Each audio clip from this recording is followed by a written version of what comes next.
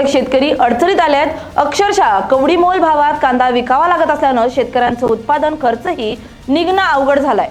कांदा उत्पादक शेतकऱ्यांनी जगावं कसं असा प्रश्न शेतकऱ्यांना भेडसावतोय। याच संदर्भातला लाल कांदा उत्पादकाची व्यथा मांडणारा हा स्पेशल रिपोर्ट। नाशिक जिल्ह्यातील लासलगाव, पिंपळगाव, बसवंत, मनमाड, येवला आदी कृषी उत्पन्न बाजार समितीत लाल कांद्याच्या दरामध्ये मोठी घसरण झाली आहे। त्यामुळे कांदा उत्पादक शेतकरी पुन्हा आर्थिक संकटात सापडलाय। गेल्या आठवड्यात लाल कांद्याच्या कमाल दरात प्रति क्विंटल मागे सुमारे 300 रुपयांची घट झाली आहे। अवघ्या 3 आठवड्यात कांद्याचे दर तब्बल 1500 रुपयांनी गडगडले आहेत। कांद्यांचे कमाल दर 2000 रुपयांच्या आत पोहोचल्यानं शेतकऱ्यांच्या चिंतेत भर पडली आहे। ज्या भागात धरण, कालवे, पाटपाणी यांची सोय नाही, पाण्याअभावी उन्हाळी किंवा बारमाही पिके घेणे शक्य नाही, अशा भागात लाल कांदा हे एकमेव नगदी पीक घेतलं जात आहे। पावसाळ्यात लागवड होणाऱ्या या लाल कांद्यावरच अनेक शेतकऱ्यांचं संपूर्ण वर्षाचं आर्थिक नियोजन अवलंबून असतं। लाल कांद्याची लागवड करताना शेतकऱ्यांना पाऊस, ढगाळ वातावरण, धुकं, दव अशा विविध नैसर्गिक संकटांचा सामना करावा लागतो। यामुळे लाल कांदा उत्पादक शेतकरी मेटाकुटीस आलाय। लाल कांद्याचा शेतकरी हा वरच्या पावसावर अवलंबून कांद्याची शेती करतो। ज्यावेळेस सरकारच्या या धोरणामुळे किंवा एकंदरीत बिघडलेल्या परिस्थितीमुळे कांद्याचे बाजारभाव कोसळतात, त्यावेळेस शेतकरी उद्रेक करतात। शेतकऱ्यांचा उद्रेक आणि सरकारच्या योजनांचा त्या ठिकाणी असलेला मेळ बसेपर्यंत आमचे कांदे निघून जातात। दरवर्षी हेच होतं।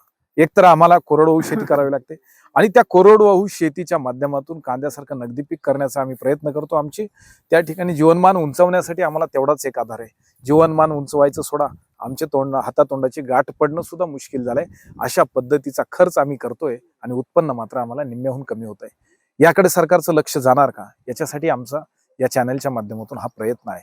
हा प्रयत्न तुम्ही निवडणुकांमध्ये व्यस्त आहात याची आम्हाला जाणीव आहे। तुम्हाला निवडणुका जिंकणं फार गरजेचं आहे याची सुद्धा आम्हाला जाणीव आहे। लाल कांद्याचे उत्पादन खर्च तुलनेनं जास्त असून उत्पादन मात्र मर्यादित मिळतं। मशागत, खते, बियाणे, लागवड हे काढणीपर्यंतचा खर्च, मजुरी, बाजार समितीत विक्रीसाठी वाहतूक खर्च धरून एकरी सुमारे 80 ते 90 हजार रुपये खर्च येतो। मात्र सध्याच्या परिस्थितीत बाजार समितीत कांदा विक्रीतून शेतकऱ्यांच्या हाती केवळ 30 ते 50 हजार रुपयेच हाती येत आहेत। त्यामुळे उत्पादन खर्च निघत नसल्यानं बळीराजा आर्थिक अडचणीत सापडलाय।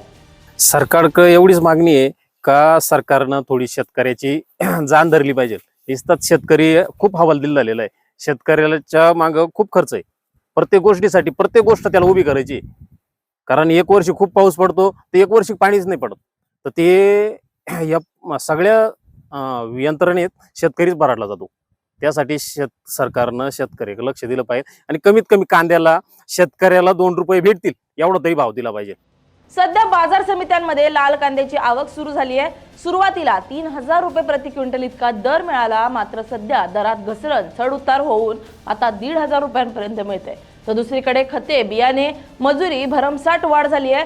कांदा प्रश्नी प्रशासनाची उदासीनता आणि निर्यातीचे योग्य धोरण नसल्यानं कांद्याच्या भावात घसरण होतीये। त्यामुळे प्रशासनानं याकडे तातडीने लक्ष द्यावं अशी मागणी शेतकऱ्यांकडून करण्यात येते। LS मराठीसाठी अशोक बिद्री, चांदवड, नाशिक।